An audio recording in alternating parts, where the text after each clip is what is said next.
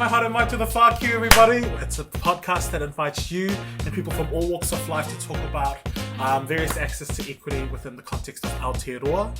We invite people like yourselves and our beautiful guest today, very intuitive, very intelligent, and just one of my all-time superheroes in my life right now, to share their lived experiences in an effort to find common threads within support systems, social networks, and knowledge that uplifts the collective human experience.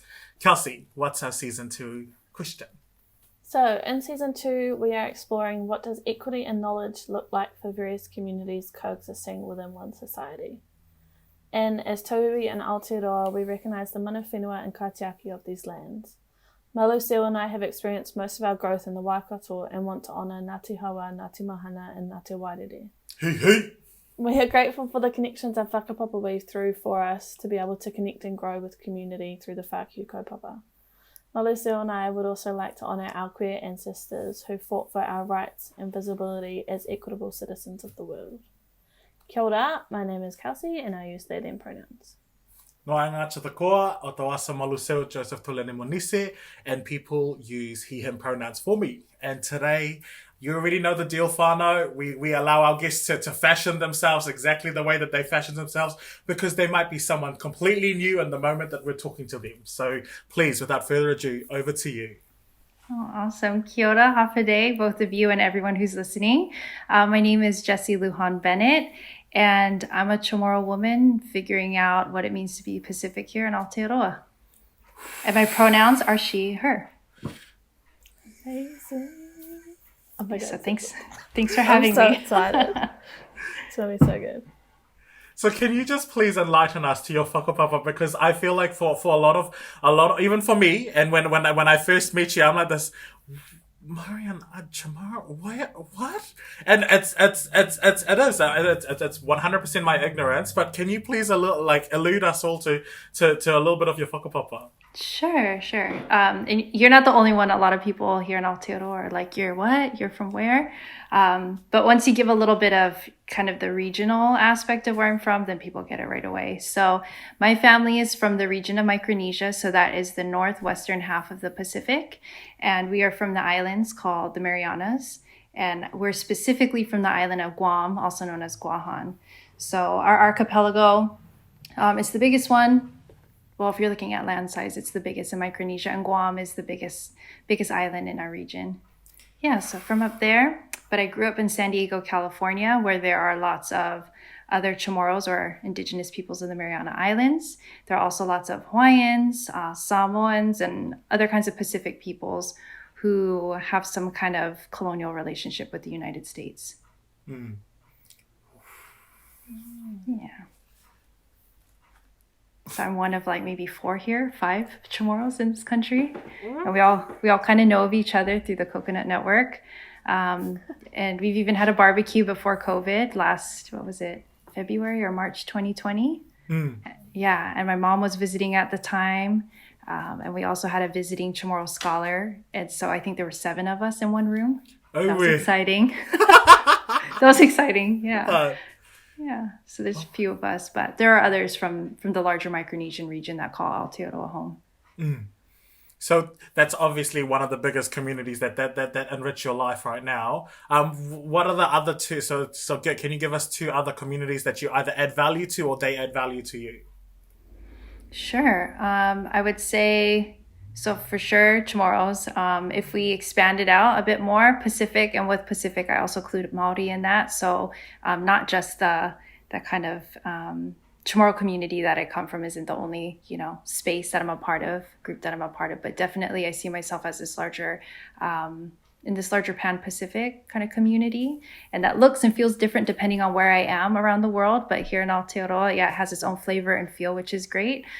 So definitely this larger kind of Pacific identity is really important to who I am and how I identify and the work that I do and everything like that. And then I would say another big part of who I am and communities that I'm a part of. I would also probably say just as a woman, the kinds of folks that support me, that I try to support. It always comes back down to the women. And I know we're going to talk a bit about that because part of what we're going to be speaking to at an upcoming conference is our grandmas. So so maybe that'll come up later, but definitely women, and I'm stepping more into that as someone who's realizing like I am a mentor. I can be a mentor in the same ways that other women, Chamorro women, Hawaiian women, now Maori women have really supported me in my personal growth. Yeah. Wow. So good. Oh my, wow. Like, blow my mind. Because, like, admittedly, I've only met you, like, once or twice. And I've not really had an opportunity to have a conversation beyond anything, like, too deep. So, hi, thanks for being here. Kelsey, now you understand why imagine this is my first introduction to this goddess. It's like, I'm like this. Well, who? Yeah. What? You're like, who? Who are you? What?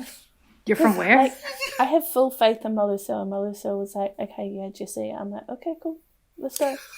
And now I'm like, okay, I get it, I understand. I got it. Sick. This is fucking sick. And the funniest part is like people will look at you and like literally just skip past the hard work and the mahi that you've already done as well. And I'm just like, thank you for just being you, okay, and doing the work of your peoples, because you invite us there straight away. Like you, without even trying, you're like, you just show up and I'm like, yes. That's right, fam. It's it's island time, or it's Pan Pacific time, and I'm like, yes, it's always Pan Pacific time, fam. Mm-hmm. It is. That means it's either time for a nap, time for a party, or it's time to have a deep and meaningful chat in the middle of the day. Yeah, it's all of those things. Probably a nap is the first part, but yeah. Yeah, and then some food. The food. Don't skip on the food, man. Don't skip on the food. That's a part of it. Yeah. So this season we're looking at knowledge, and we understand that knowledge looks and feels and is experienced differently by different people. So we're curious, when we say the word knowledge, what does that bring up for you?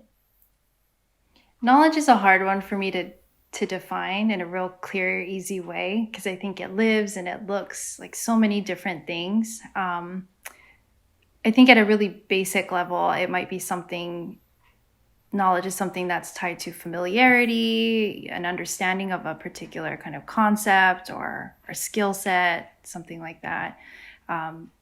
So it's hard for me to define, but I can say that knowledge is one of those things that lives in many spaces. It shows itself in many different ways, and you can grow in your knowledge in so many different aspects of your life.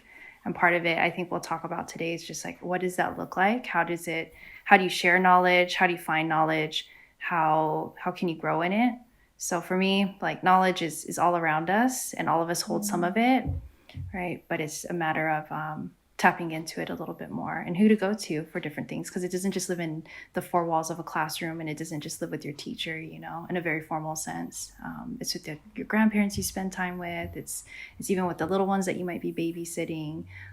We all have different sets of knowledges that we hold. Do you see any connection between your communities and knowledge? Like, is there any links that connect those?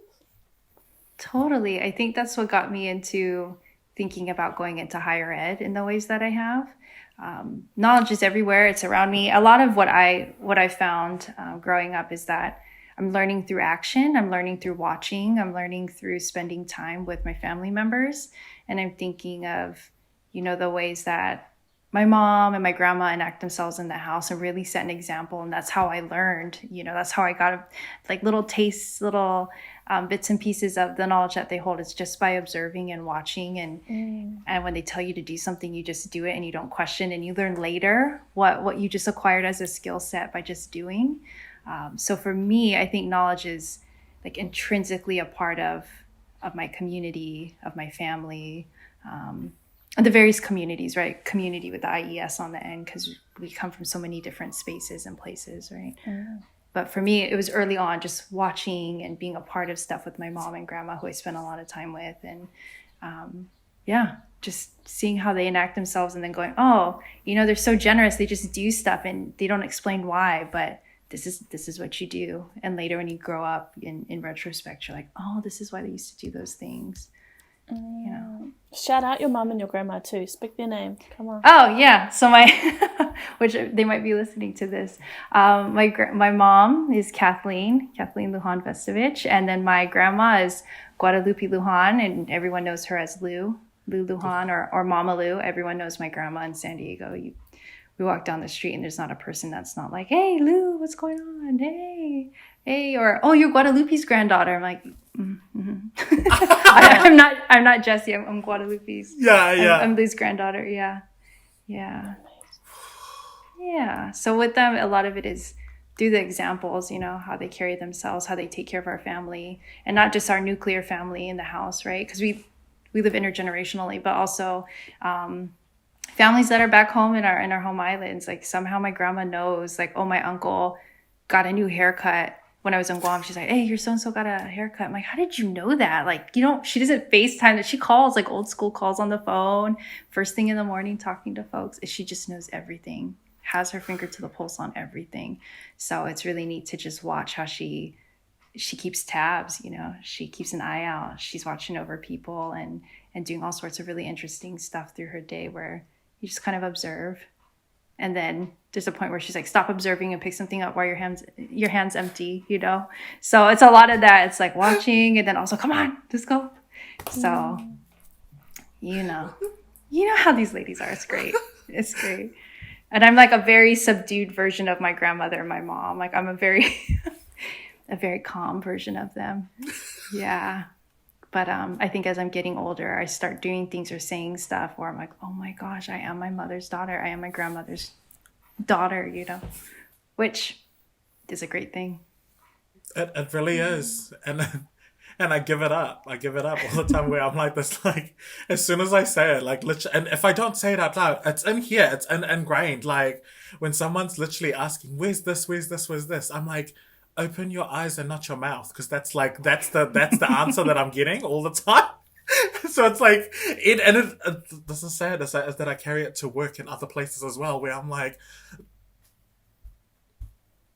that's not appropriate for this place, but it's there where I'm like, I'm wanting to say it and I'm gonna say it and I don't, but I definitely have experienced that notion very, very deeply. Mm-hmm. Same. And it's all love. You already know it's love. I'm just like, man, they're really teaching me to open my eyes and look for myself. Mom, where's my basketball shoes? Yeah. I used to get have you looked for yourself? Go look again. Have you had a real look? And I'm mm-hmm. Did you look with your hands or your eyes? Yeah. I used to get that. I love the variations. Yeah. Don't make me come over there and look for you. I'm like, oh no, okay. No. I found it. I'm good. I got it. Goes to practice with bare feet, like. Yeah. Oh man. So good. And then, so how do you like acquire wear and move with knowledge? So you've definitely got had a like. I love how you were like, oh, I don't really know. I haven't, and then which shows that you're very experienced in the knowledgeable world. So how is your relationship with knowledge, and how do you acquire knowledge and wear and move knowledge? Oh, there are different places that I explore knowledge, I cultivate knowledge, I try to grow in it. And some of it is, so sometimes it's really nerdy and it's through books and sitting there and reading. But, you know, like so many other folks from our communities, like books aren't always accessible, especially here in Aotearoa, they are not cheap. Books are not cheap. In the States, I was used to paying less than $20 for a book and thinking, oh my gosh, $20, that's going to be a ton of money, you know, and you're balling on a budget as a student. And that was a lot. And here it's like at least $40 for a book, you know, and so books aren't always the way. It's one way, but I love podcasts. I love listening to podcasts. So I'm so excited to be speaking with you all. When I go on long walks to break up the Zooms that I have to be on, the writing, I put a podcast in, you know, and it could be just conversations because you just learn from listening to people. And and from life experiences. Like, you don't have to reinvent the wheel. Listen to what other people have gone through, and you don't have to do the same exact thing, but take pieces of what they're talking about that might apply to your life, and learn from others. You don't have to learn the hard way. So I love podcasts. I also love going and looking at art, being around art, going to museums. And as problematic as those histories of those institutions are, I think there's a lot of hope and possibilities with storytelling in those spaces that I really enjoy. I also love acquiring knowledge by just going outside and spending time outside amongst for here, we have the Waikato River, but also going out to Whaingaroa and being by the water. Anytime there's like moving water, I love that. I don't have to be in it. I could just be next to it. But going outside is a big part of that as well. And just spending time with folks. And the older that I'm getting, just as time's going by, and I realize a lot of the learning that I want to do is with being next to people, being with people, being in conversation. And that's part of, being in this kind of COVID level that we're in right now. In Aotearoa, it just reminds me, like, as soon as it's done and as soon as we can meet with people, like, I cannot wait. As soon as these international borders open up, I'm out. Like, I need to go spend time physically with people. It's great to be over Zoom like this. Like, it's such an awesome way to use technology to better ourselves, to get to know people, to grow in knowledge. But there's nothing like sitting next to people and talking. There's nothing like sitting next to our old people, like our elders, and just being next to them, They crack me up. Old people crack me up. They have many times do not have a filter, especially Chamorro ones. No filter, say some crazy stuff. You were just like, excuse me, what? You feel like a prude half the time when you're with them also, where I'm like, oh my gosh, what is happening? But it is so much fun. And I think there's something to say about just being around folks, especially the old ones, because when you start talking to them and they realize like you're interested in them and their lived experience, that's when just things start coming out and they start saying really neat stuff that changes the way that you look at your lived reality, right?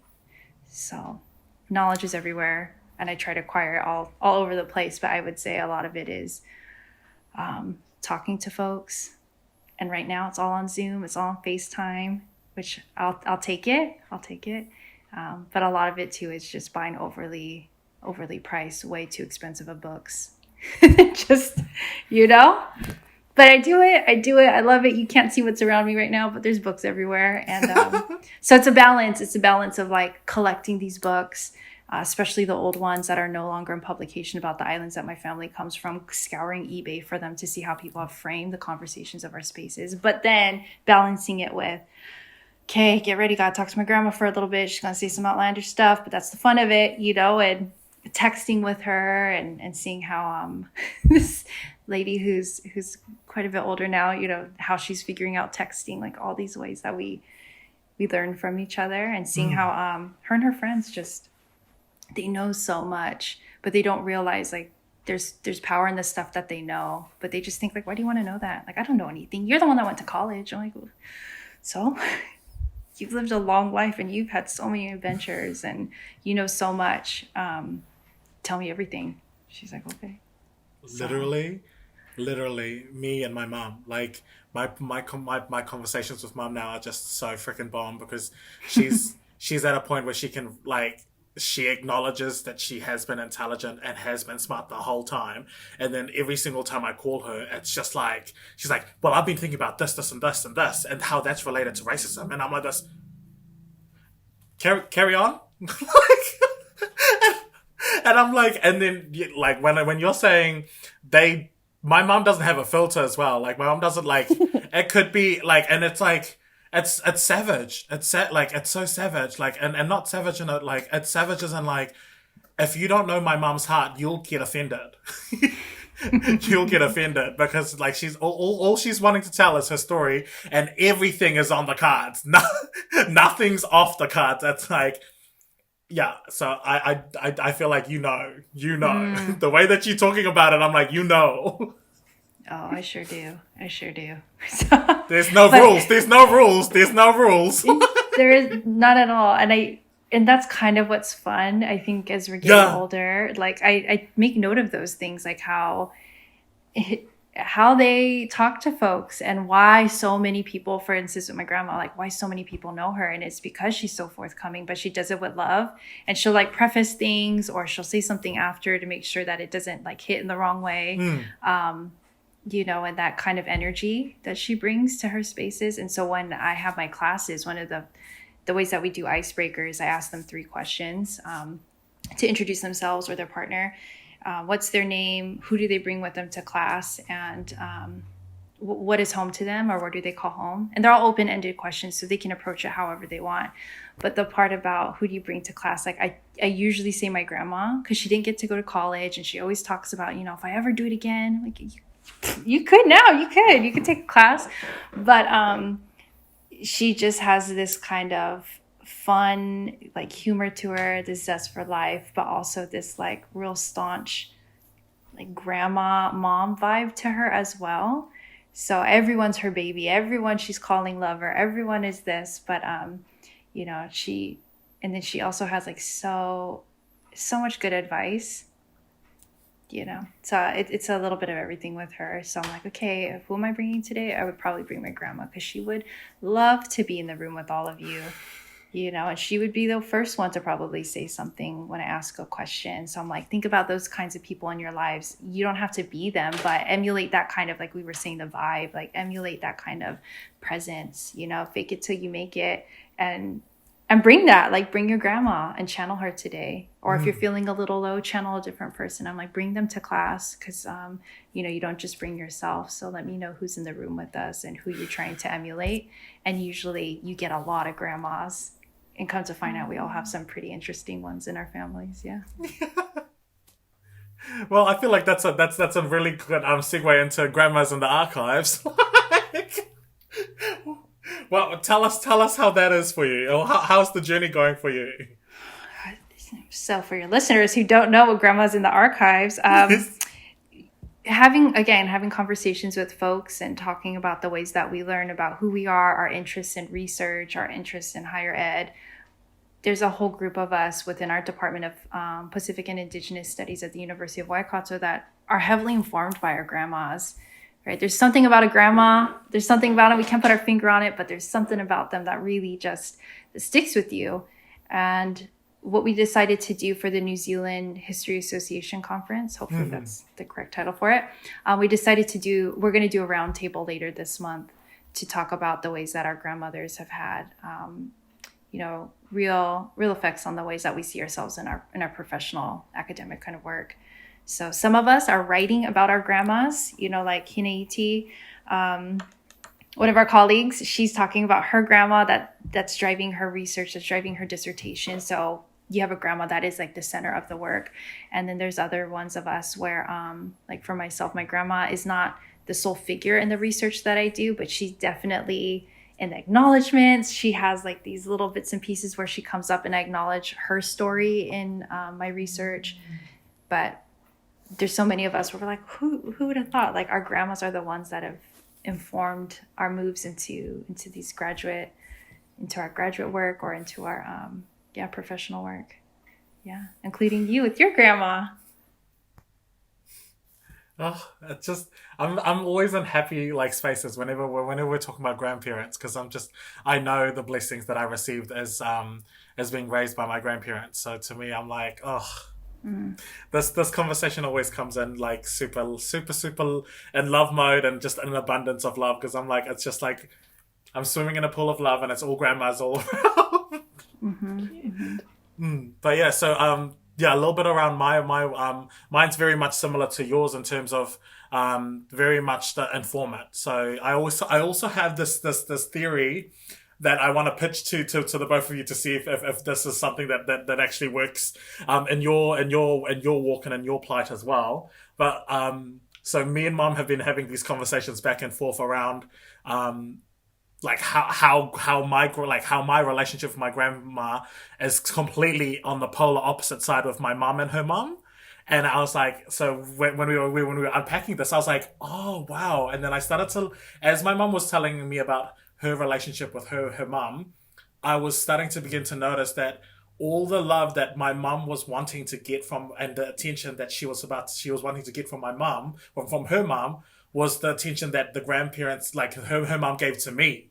And I was like, Mum, I get to actually show it off to you now, because all of the things that you asked for, I received. And I think she might have not had the agency or the courage or the love or the tools to gift it to you, but she finally found it in me. And that was such a beautiful healing moment for us. But I wanted to gift that, like, in terms of a framework, do you reckon, because parents are always like kids and parents relationship is always like, oh, you're a mirror reflection of of what your, like, your parents couldn't achieve, or like it's like they're a mirror of all of their goods and bad things that they adopted from them. And then when it goes to like the intergenerational between, like, skips a generation between grandparent to grandchildren, it's like there's this overpouring with love, and it's always there with, like, especially in Ratuman culture, there's just heaps of like intergenerational loving, like sending love and always joking around, and like it's like this cheerful banter that goes around, and it's always there, and it doesn't matter if you're like connected family or not. It's just like that's the relationship that they evoke. And grandparents are so cheeky, and they know how to get us. They know how to get us into a game or into a story or into a place of belief, like where I'm like, have my time and my attention, grandparents. So I guess long-winded way of just asking is, have you seen that in your side, or has that evoked another train of thoughts for you guys?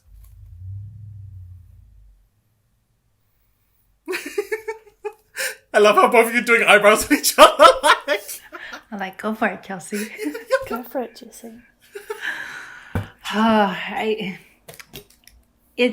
It's an interesting one with the intergenerational aspect of the mothers, the grandmothers, and now granddaughters. And even at one point, my great grandma was around when I was little, and she lived with us for a little bit when we were stationed in Hawaii. So like I was looking over at my refrigerator because I have a picture of like all four of us in a in a department store studio kind of photo kind of thing. Yeah. So. I think for my family in particular, it's interesting dynamic because with each generation, we're waiting a little longer to have kids. So the dynamics are real, and they play out in different ways. So, with my great grandma having my grandma's the oldest of 21, and we have big old families.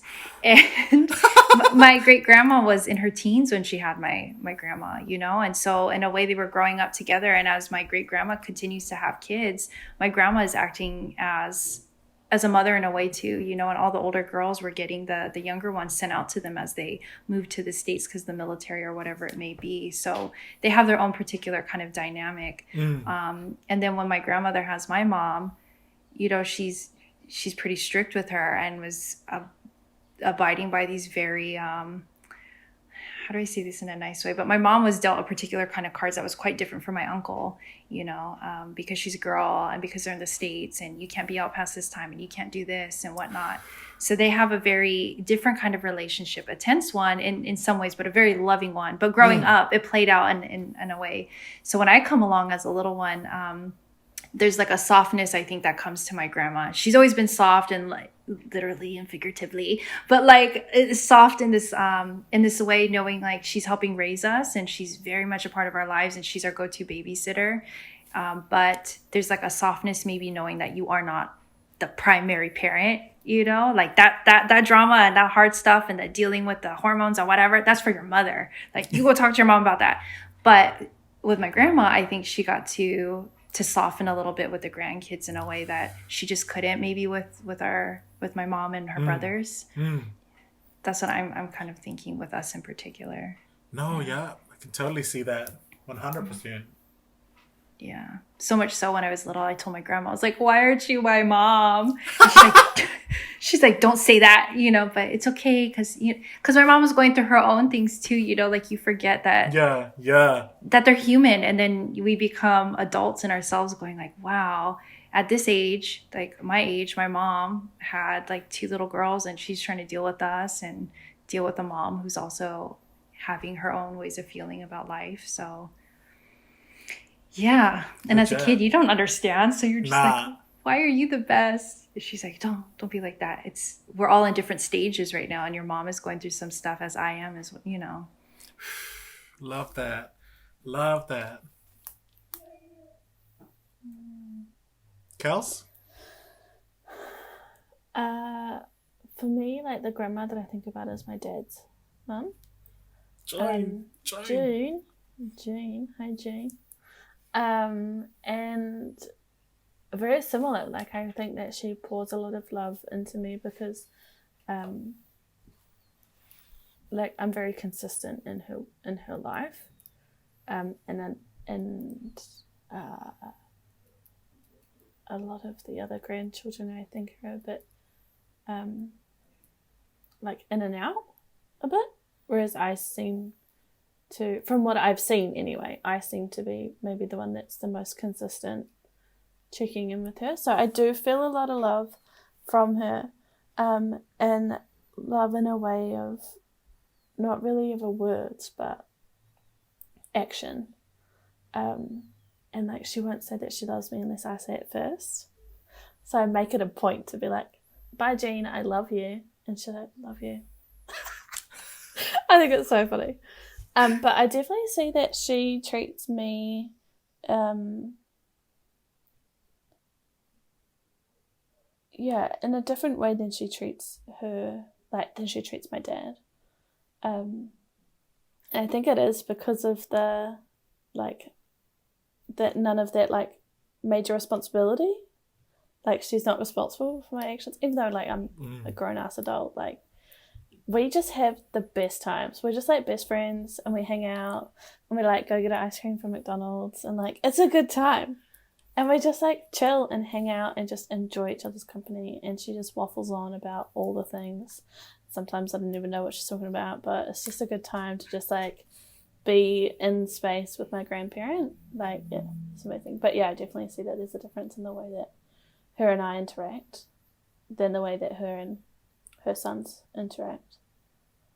Yeah. We're just mates. It's a good time. Yeah. I like the detail of the McDonald's ice cream. Yeah. Because we do that too. And she's always like, oh, I shouldn't. I was like, go on, Jean. And she does. She's like, all right. Actually, she gave me this top, actually. I love this top. Aww. This was sitting in her drawer for like 20 years. So this was she gave this to me. She was so cool. She used to wear tops with Ecstasy, it's called, is the brand. Okay. She's the real OG out here. She's the real OG. She's pretty cool. I think our grandmas would like each other. Yeah.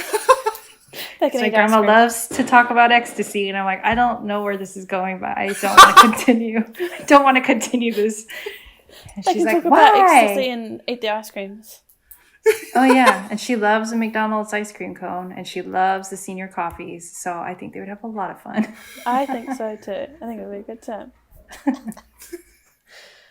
Oh, so good.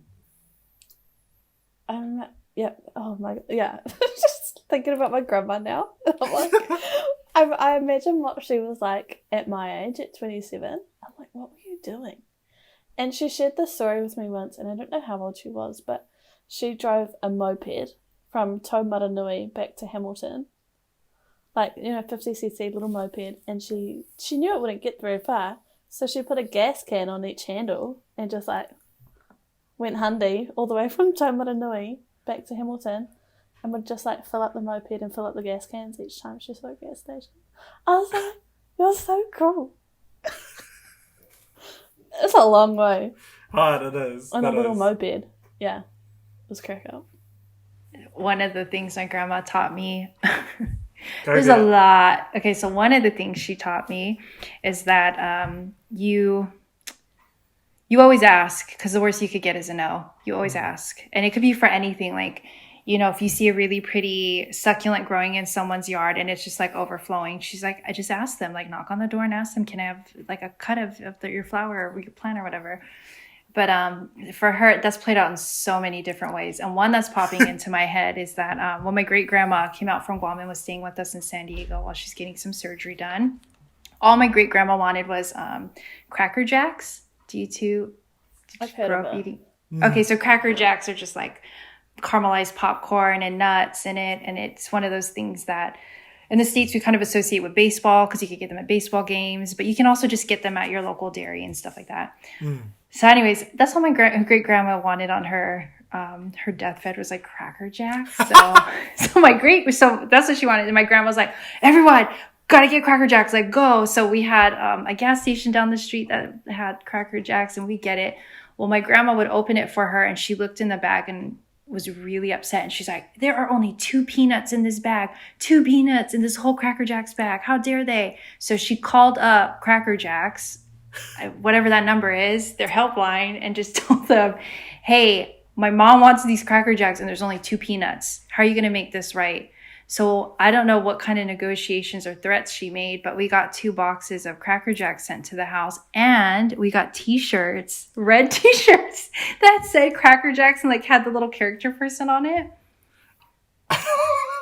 And she's like, they need to know. And you know what? The worst you could get is a no. So if you want more Cracker Jacks, I could give them a call. She's called Nail Polish Places, OPI, to just give them her feedback on their brushes. You know, this new line of colors he came out with are beautiful, but I do not like the application, like the little brush for application. And there she goes, just giving them her sense of her 2 cents, you know? Yeah, and she'll just like get stuff sent, or, you know, because she'll say like, so how do we make this right? And then that has like passed down to my mom, and it's the same thing. Like, Jesse, you go back in there. This is not what you ordered. And I remember being a teenager going like, I do not want to go back in and ask them to change my order. And she's like, how much did this cost? This is your money. Just tell them. The worst you could get is a no. I'm like, oh. So I go in, ask, you know? And so now that's a part of my thing where with my little cousins, when I talk to them, I'm like, that's not right. You go in there and you tell them, like you let them know. You don't have to be rude about it, but just have a conversation, because the worst you could get is a no. You might get a Cracker Jacks t-shirt out of it. I don't know. Yeah. How does that like whakaaro of like just ask because the worst you can get is a no, has that transferred into like your like other spaces and places in your world where knowledge is attached to, like asking people for story or asking person to share a thing because all they could say is no?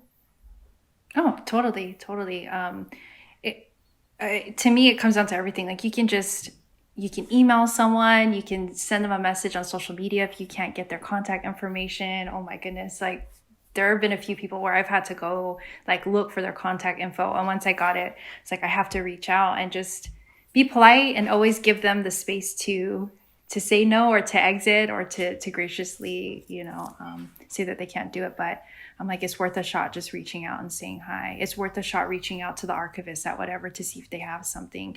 It's worth introducing yourself to someone because you just don't know how things are going to pan out. And the kinds of work that we do, whether it be like on this podcast with you two or, some of the graduate work that Maluseo might be doing, it's all about the networks and connections that you make with people. So when you're, again, the whole vibe and things like that, if you're coming from a good place and you introduce yourself and make it not seem like you're being this extractive kind of person, but rather you're trying to establish a relationship, typically you'll be met with the same kind of that loving vibe. So if you don't know how it's going to turn out, or you don't know if this place has the material you need, or maybe you want to get a hold of someone because of a story, the worst you could get is a no. But at least they'll know who you are. And it's the same if you're applying for a job or whatever it is.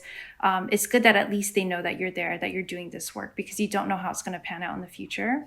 So maybe you get the no at first, but later down the line, it might be hey, I actually come to this thing, or there's a conference that's coming up, or hey, I found myself in Hamilton. I remember the conversation that we had via email. Are you open to getting a coffee to talk more about X, Y, and Z? So it's always good to just... don't be afraid to just put your hand out and say hi or introduce yourself virtually, because you just don't know how it's going to come together. Yeah, for sure. That whakaaro is something that I've moved with in my world as well, of just ask because all they can say is no. And that has got me into some really unusual places, but also some like really amazing places. Like through photography. I feel like a camera kind of gives me access to different places if I say, oh, can I come shoot this thing? And it's got me backstage at some of the weirdest, most insane, most incredible gigs that I've ever been to in my life. And I get to take photos of it all. Like, it's so cool. Because, yeah, that's my thought. Like, all they can say is no. And it's, yeah. Oh, and yeah, usually really it won't be a no. Yeah. And usually it won't be a no. Like, if you're coming and saying, hey, like, I have this skill set and you're wanting to share it with these folks, maybe they can't help you out in the ways that you would want in that time, the thing that you're asking for. But sometimes they'll go, hey, we can't give you X, Y, and Z, but we could give you A, B, C. You want this instead, you know? So usually people are trying to be accommodating. And I found that down here, especially in Aotearoa, like, people are so nice and kind that if you phrase it the right way, people are usually open to having a conversation or, you know, helping you out in whatever way.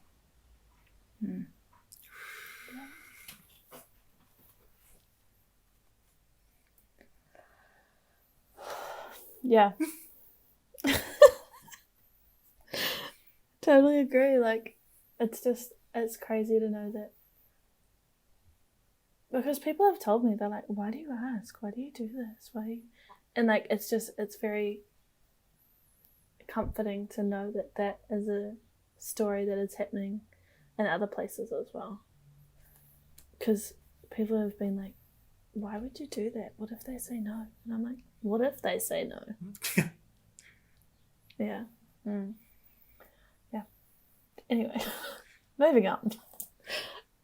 We've talked a lot about like knowledge being around us and outside of ourselves and like with your people, and that then coming into us and from different ways or avenues or whatever.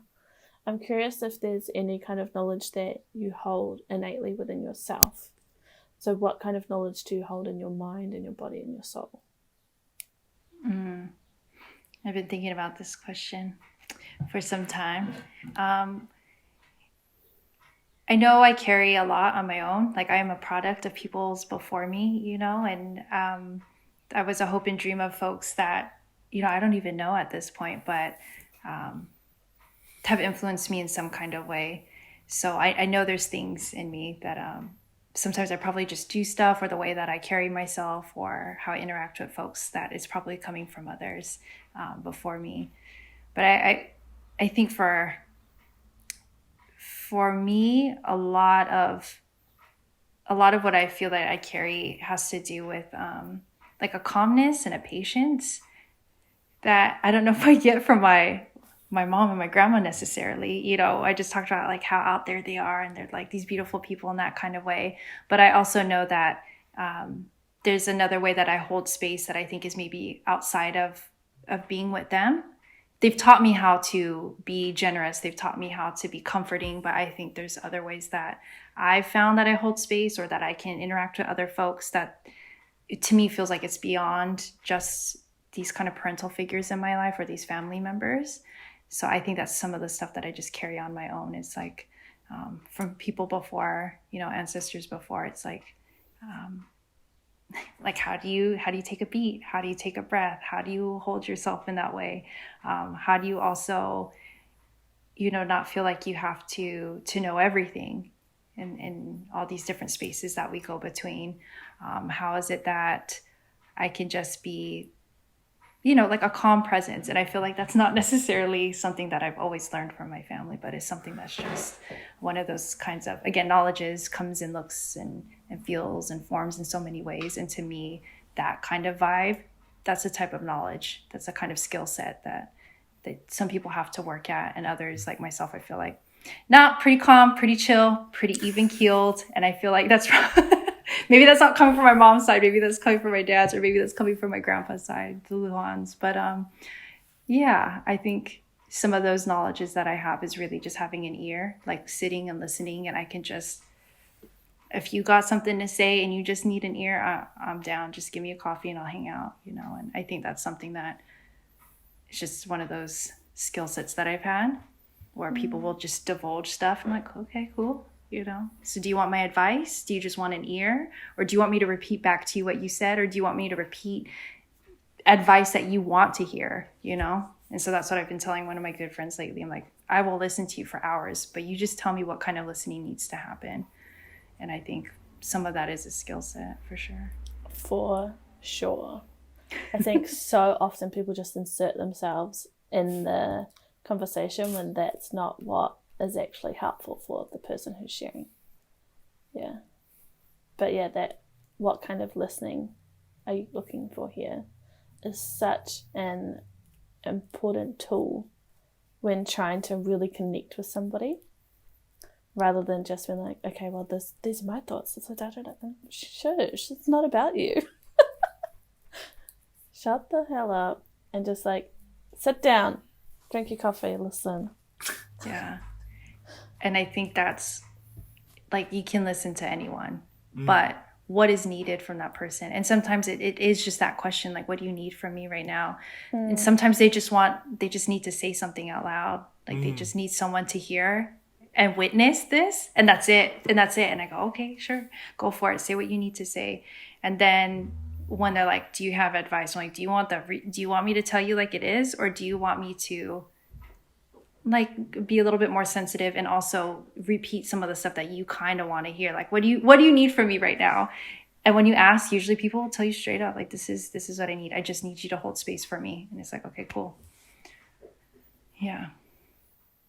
Yeah.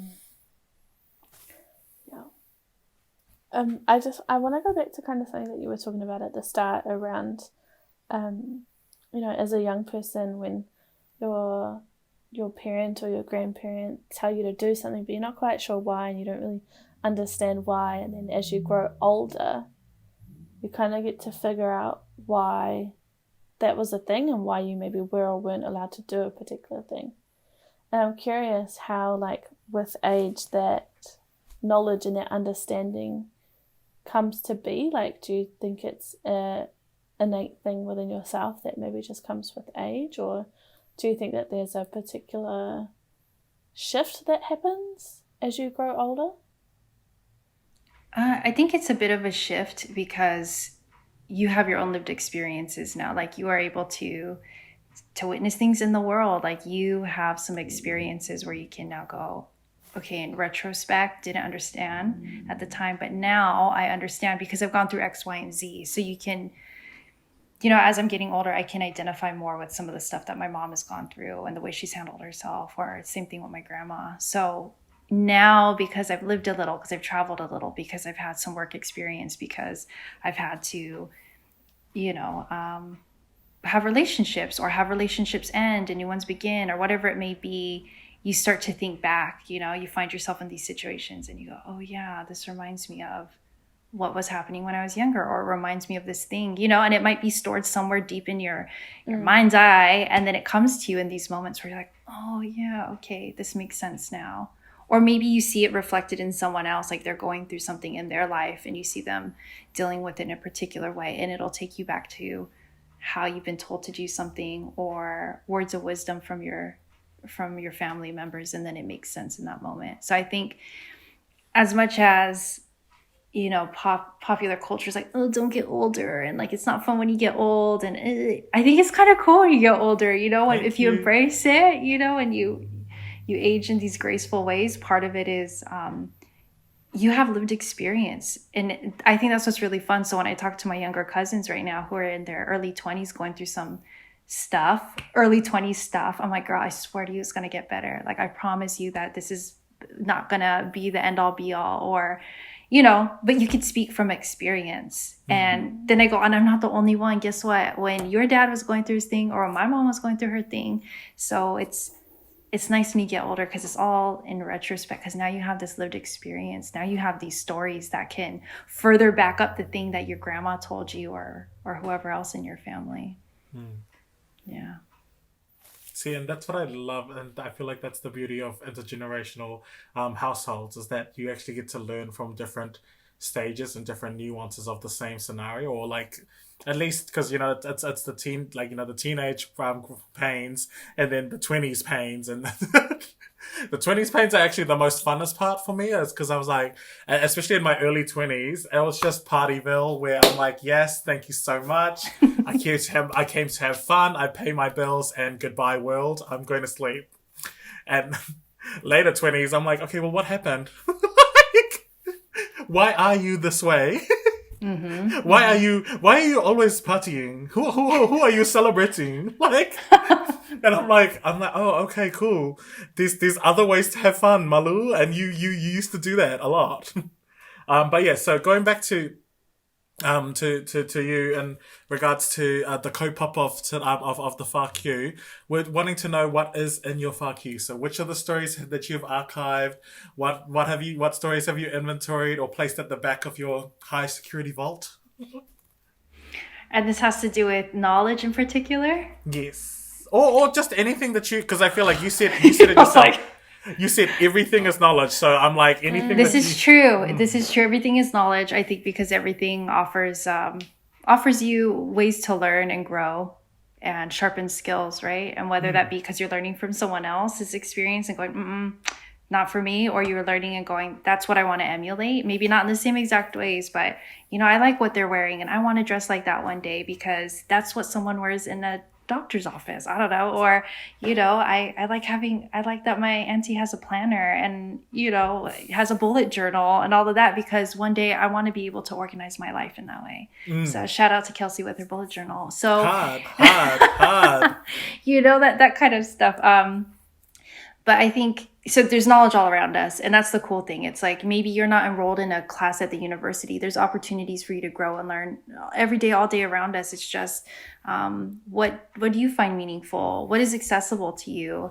And that's a whole nother thing, like access. But, what do you love? What do you get down with? What is your skill set? What are your dreams? And how can you find that in the things around you, right? Like, you don't have to go to a museum to see Masi, right? Like, some of us have these things in our homes already. So we have art in our homes. We have artists in our families. We have these knowledge holders. It's just, you got to take the time to talk to people and you got to take the time to get to know folks. And it's not going to happen in one conversation. You got to draw it out. You got to have a rapport. You got to come to their house, not empty handed, and make for here tea. Other places it might be popping open a Bud Light because that's what we drink in Guam. But it just depends, right? It depends on your context. But I think when it comes to an actual story with knowledge, and there's so many. I'll say the first thing that pops up into my head is that the stories that are filtering through me, they're all led by Pacific women. I think part of it is that's just who's influenced me in different ways. But, it's hard to not know these folks. Once you say, once you get to know a Chamorro person, I found that other folks will say oh yeah, my old roommate was Chamorro, or so-and-so in my class was Chamorro. And we aren't a huge population in the US. And that's my context, is in the diaspora, but dang, we leave a lasting impression. And I think of the women in my lives and how generous they've been and how fun they have been, and how they've guided me as I've grown up. I'm like, all my fun stories, they're crazy, and they're always with Chamorro women. They're always, so much so that I'm screenshotting my family chat now so that I have record of some of the really funny stuff my grandma and her siblings are saying. So if anyone in my family is listening to this, they're probably you're screenshotting that? Yes, I am. And I have an Yes, I am. I just slapped my phone. I was and I have an album in my phone that just has really funny stuff for my family in there. But maybe if I locate this or anchor this in a story about someone that I actually know, I'll do my grandma again because we've just been talking about her and she just won't get out of here. Yeah. So 2 things that she's always taught me growing up, and she usually would tell me these things as I'm running out of the door. And one of them is, don't forget your Chamorro. She would always say that. And part of it is in the diaspora, especially where I grew up in Southern California. People would mistake me, my sisters, my family, even the names that we carry, they would mistake us for being either Mexican. And then if we're saying, we're not Mexican, we would say Guamanian. Guamanian is saying you're Kiwi. It doesn't denote any kind of indigeneity. But we say Guamanian so people could hear the word Guam in there, which people still couldn't find us, even though we're one of the most important strategic locations for the United States military, whatever. But we would have these conversations at the door as I'm running out. She's don't forget your Chamorro. And I'm okay.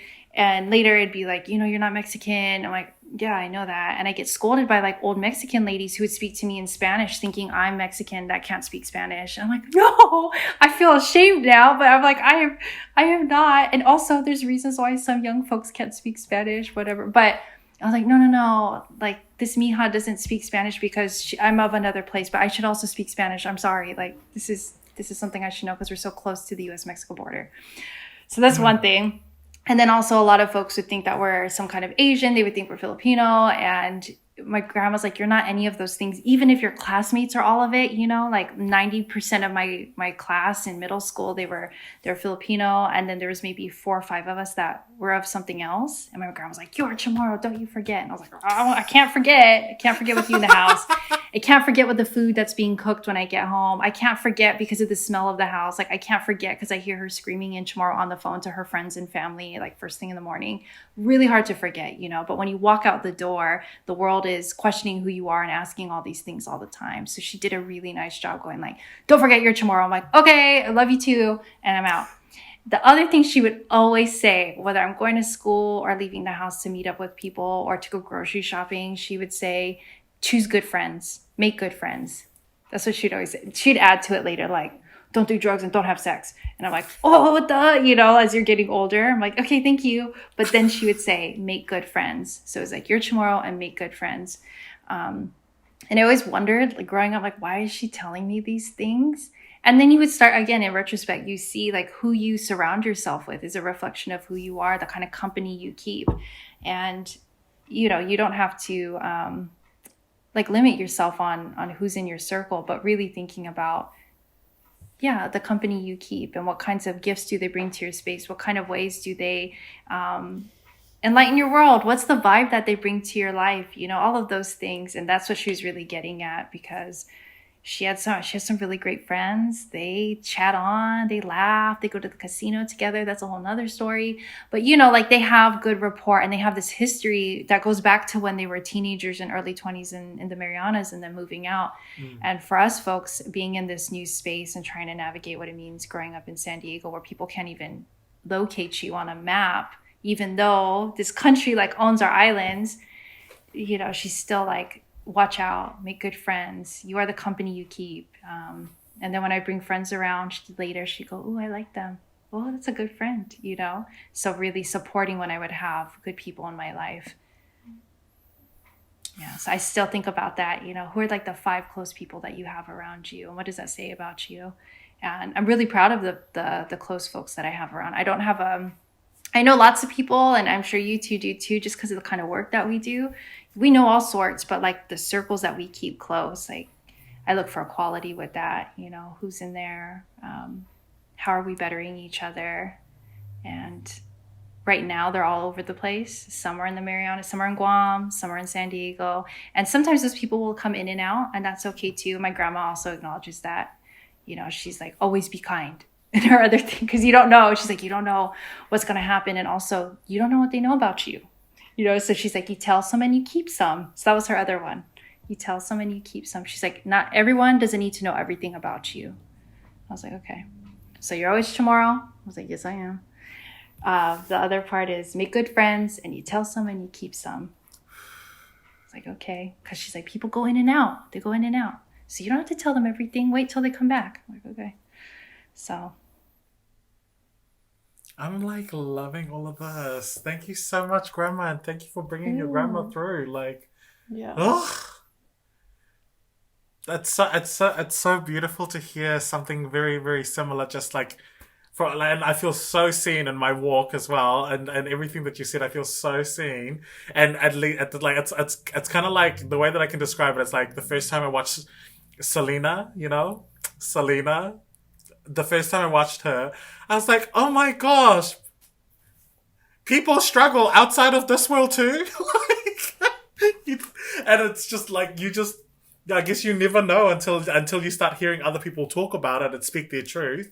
And then to me, I'm like this, can we get more like young people upping their grandmas and upping their intergenerational love? Because I feel like that doesn't trend. Like people are not wanting to show up authentically as everything. And it's probably because of what you said as well. You tell some and you keep some. And I think we might have created a space where you keep some as the agenda, eh? Like, we gonna keep some and then we only share a little bit here and here. So I'm so thankful that your grandma's able to shine this much and she's able to show this much love, man. Like, I'm keeping, you tell some and you keep some, because I'm like, I'm gonna keep that one in the pocket for later, because that's like, I have my own ear from my nan, but damn, that one's a hot one. That's hot off the press right there. She has so many good ones where I'm like, I hear them, or she'll text them and I just screenshot them, or I try to write them down now.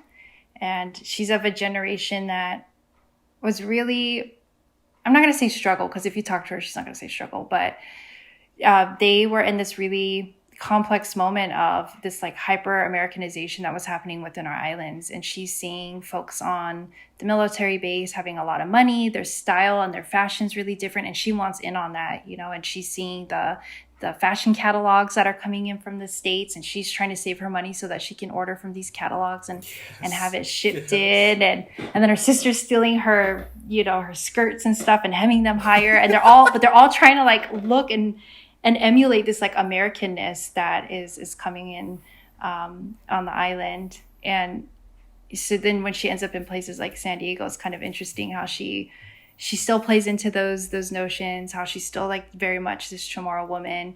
And then the advice that she gives about those things is somewhere in between. And it's really fun to see how she's making sense of this for us and encouraging us to do certain stuff or stay away from other things. And the kind of advice even around relationships that sometimes you're like, what? But then you think about it later and you're like, oh, that's true, you know? Yeah, I feel like we could, just like the book we were reading earlier together from Dr. Hinamoa, it would be, we could have a little book like that of like the things that our grandmas tell us, you know, and the pictures of my grandma now still dressing very like real put together, like as if she's like popped out of the 60s and stuff. Like everything looks good together. Her hair is always done. Her nails match her lipstick, and all of her friends are like that too. Some of them still get the like perms, like these little afro perm things that are so cute. And their whole thing back in the day was like, you don't know who's gonna call. Like, call the landline. Like, who's gonna call the landline and say, let's go? So she's like, you wake up and you get ready, because you never know who's gonna be calling, and you just want to be ready to go. And her sister, the next one in line, does the same thing. And they learned that from their mom. You don't know who's going to call, so you better get up and get ready.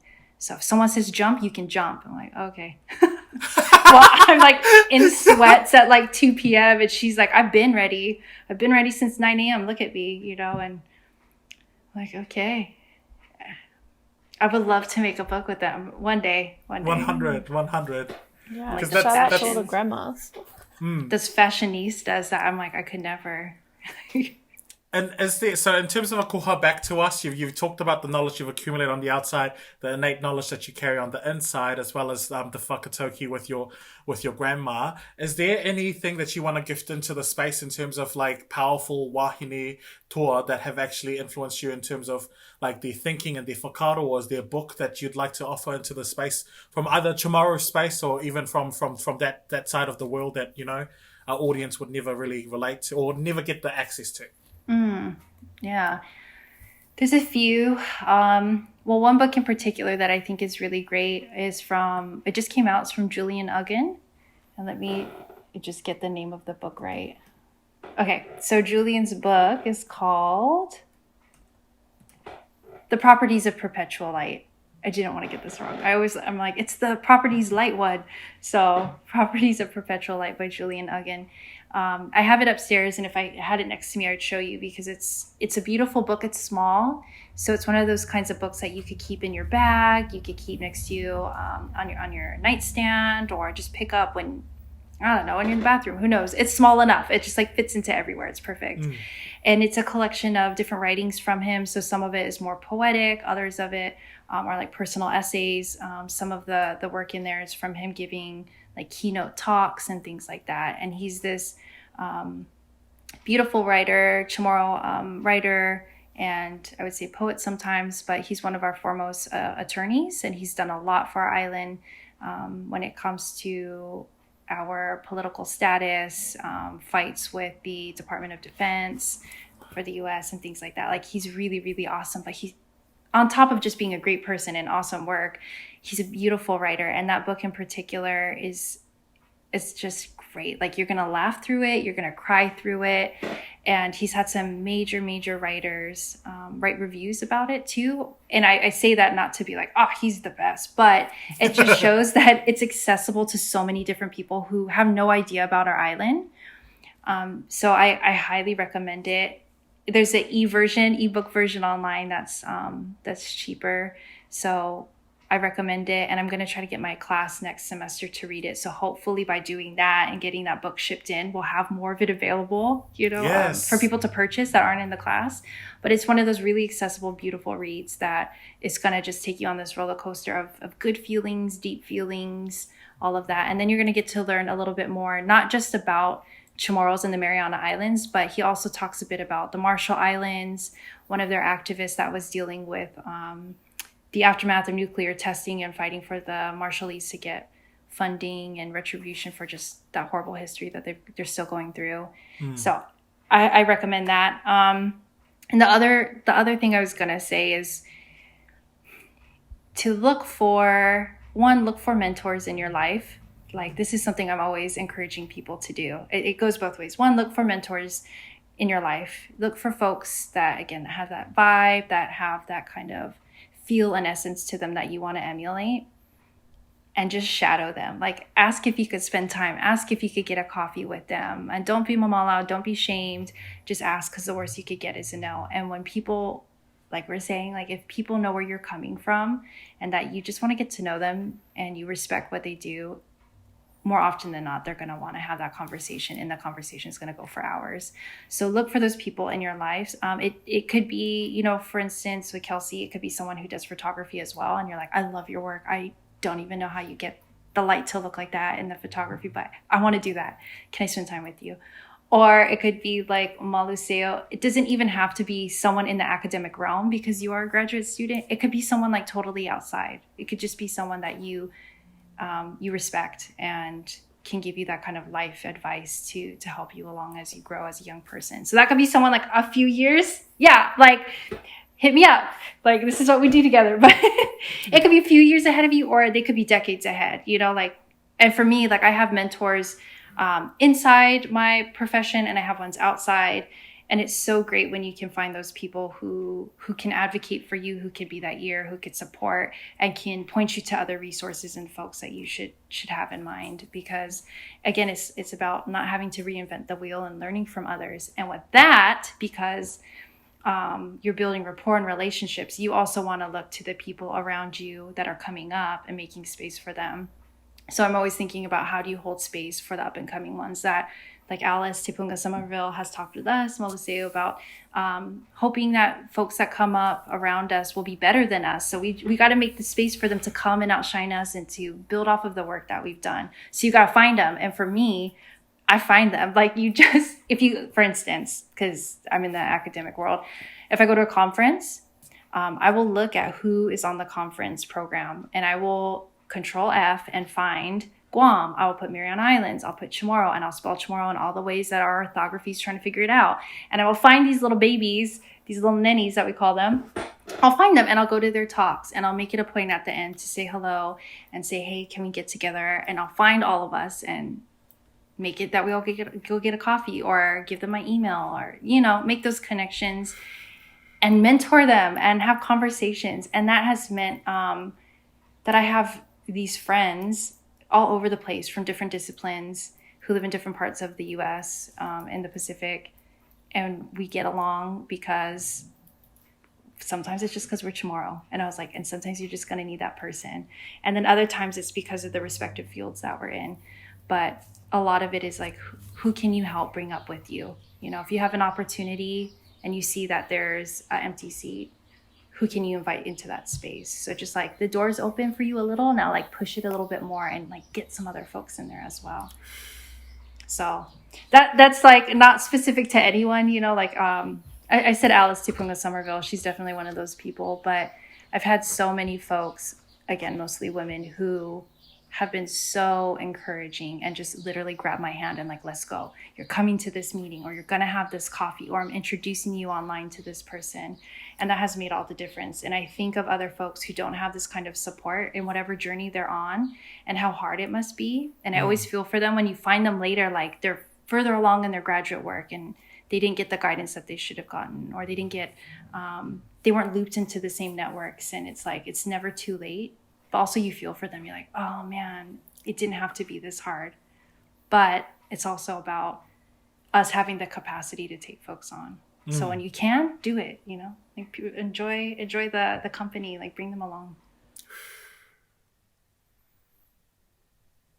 And see, this is why I'm so in awe of the space that you hold, and both my thought-provoking life, but also on our just real, keep it real, always, like, I had a whole semester of just these type of talks where we just like, they stretched me intellectually, and I was just like, it felt like I was getting a beating of like my ego and my and what I perceived to know about the Pacific every single week, and I freaking loved it. Like, I was like, I have no idea what this is talking about, and I'm so going to go and reflect on these later. So for a whole semester, please know that I'm very much in awe of the work that you do, and just the way that you, like you said, the calmness and the calmness that you really cultivate is just like, I'm like, the calmness and patience, that's it.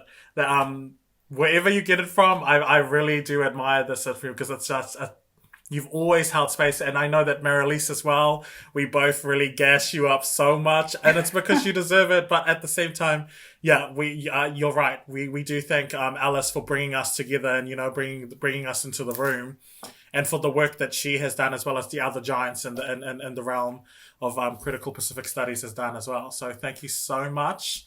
And yes, if people resonate with your story, how are they best to connect with you, you know? And especially if we got any more Chamorro scholars, or just Chamorro people in the village in Aotearoa, please reach out. How would they best contact you? Yeah, because if we could get to double digits, that'd be awesome.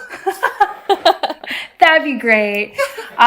If people are looking to get in contact, there's a number of ways. I'm on Instagram, so you could just look up Jesi LB, JESILB.